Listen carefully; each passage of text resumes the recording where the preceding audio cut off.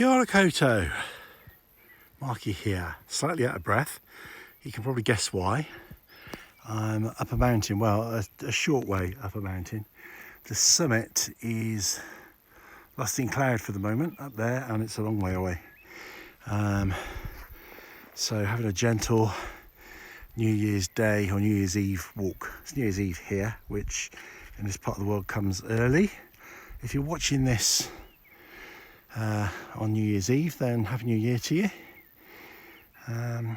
So a dilemma that I have is I have two audiences really, people that are affected by retroactive jealousy, who tune in for that content, and people who aren't, who tune in for all the other stuff.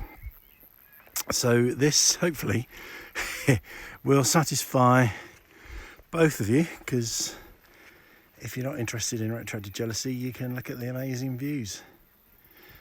So this mountain is also in a national park, and I think it was kind of established as a national park probably over 100 years ago, and it's pretty much circular.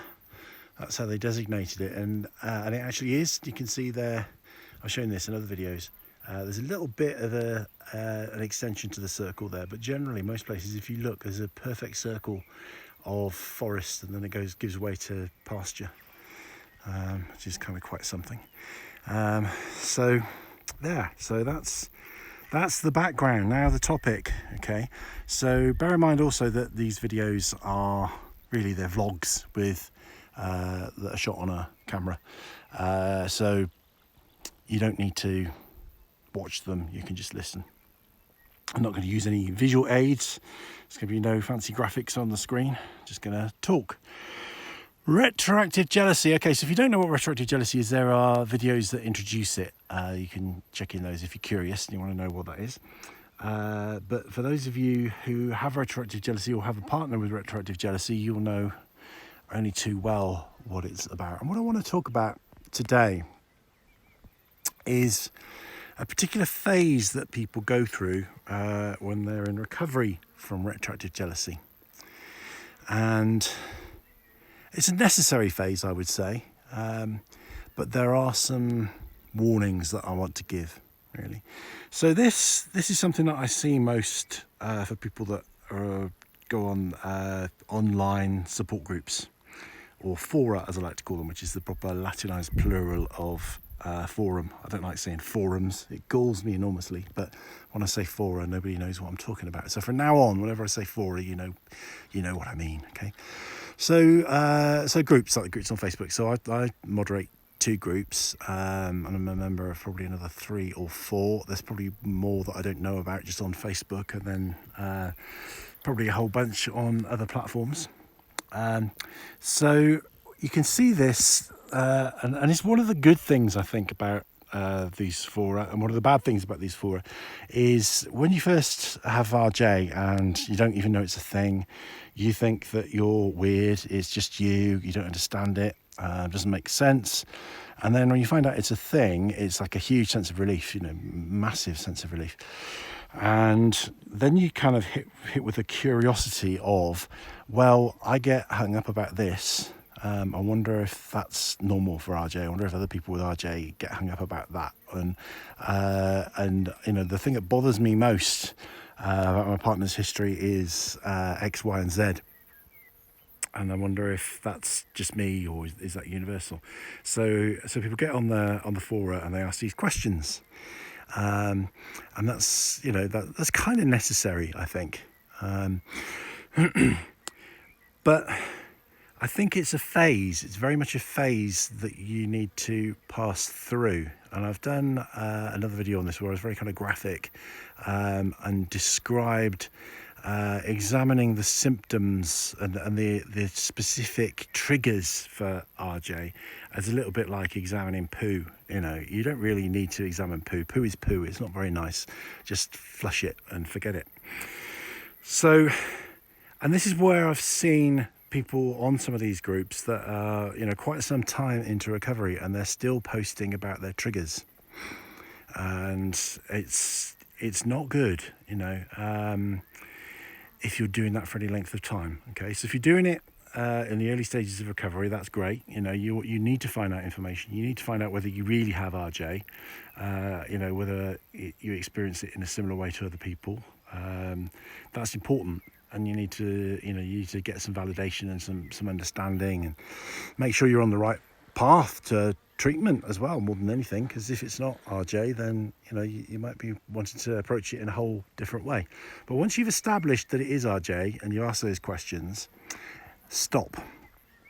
If you're still feeling the need to ask those questions after a considerable length of time, and I can't really put a specific number, you know, specific, you know, I can't say how many months or weeks or how long that should last. It's a very difficult thing to nail down. But if it's, you know, if it's repetitive and you're still doing it and you're still doing it and you're still doing it, something else is going on, or there are recovery methods that you are not applying. There are stones that you've very much left unturned, and it's a sign that you need to put some more thought and work into your recovery.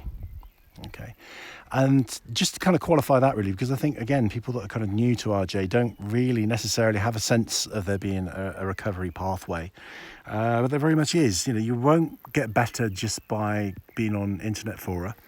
In fact, this is a kind of very commonly expressed thing, is that as you get further into recovery, the internet fora become a real pain, because they're quite triggering. It's like it kind of there's a sense that some of these posts that people put up take you back there, and I think that's very true, and I've certainly experienced that. And I must admit, I do find it quite difficult to spend a lot of time in these groups. I spend a very small amount of time, and maybe I probably should spend more because I'm a moderator. I tend to be a bit laissez-faire, and if somebody reports a concern, I'm right on it straight away, but I don't monitor it on a routine basis, mainly because it's just unpleasant really going on there. So I don't want to make anybody bad here. You know, you probably do need to, you know, if you're new in recovery, you do need to ask those questions and post those posts. And I don't want to put anyone off from doing that. Please do it carefully though, in a way that's not going to, you know, unnecessarily trigger anyone. But if you're still doing it, again, I'm not making you bad for still doing it after a considerable amount of time, then that's not a sign that you're bad, but it's a sign that you're not pursuing the recovery in a helpful way. You need to look at your program. If you haven't got a program, get one straight away and put together a very good program. And I've done videos on that. If you are working a program, then it's missing something. You know, you need to do more of it. You need to do it more often, more of it, add new bits in, make it more comprehensive, look at where the gaps are, look at what's not working. And again, you know, lots of videos I've done that talk about that kind of thing. So, yeah, I hope that makes sense. I mean, out of the two groups that I moderate, one is a group for people who are a little bit further down the road in recovery. I call it the serious retroactive jealousy group. Not to say that, you know, other groups aren't serious. I don't mean that at all. But what it means is it's kind of like people that have put the work in and got some of the benefits. Have got to a certain point where they're no longer going to post, you know, questions like, does everybody else do this, does everybody else do that? They're not going to post triggering things. They're going to be much more recovery focused. They're going to be talking about what they're doing to get better, because that's what we should be talking about. We should be talking about what we're doing to get better, not, you know, I get bothered by this, I get bothered by that. So that's the message I want to give. I'm going to do another video actually, sort of, which I'm going to record back to back with this one, which is another video, because I've done a few on this topic, but this is another one exploring what might be going on if you're not recovering. And this is going to be quite a hard one to listen to, so look out for this one. I'll probably be releasing it over the next couple of days. Second one. So I've done other videos on this, but this is kind of zooming in a little bit more detail into something that I've touched upon before, and hope you find that helpful too. So thank you for listening. Please share this if you're on a internet group. Please share this on the group so that other people can benefit. And if you are watching this at the time of me making it, then 2022, if you want it, will be the year that your RJ disappears. Okay, or that your RJ reaches a point, and I've done a video about what that means. What does full recovery from retroactive jealousy mean? So this, if you want it, will be the year that you recover. But recovery from retroactive jealousy does take some serious work, and sometimes looking at things that aren't that easy to look at, and that's what the next video is going to be about. So wishing that for you, because RJ is horrible. Nobody should have to experience RJ, and nobody's partner should have to put up with somebody that's got RJ, because that's equally, I would say, horrible. And from the mountain, thank you, and Rangimarie.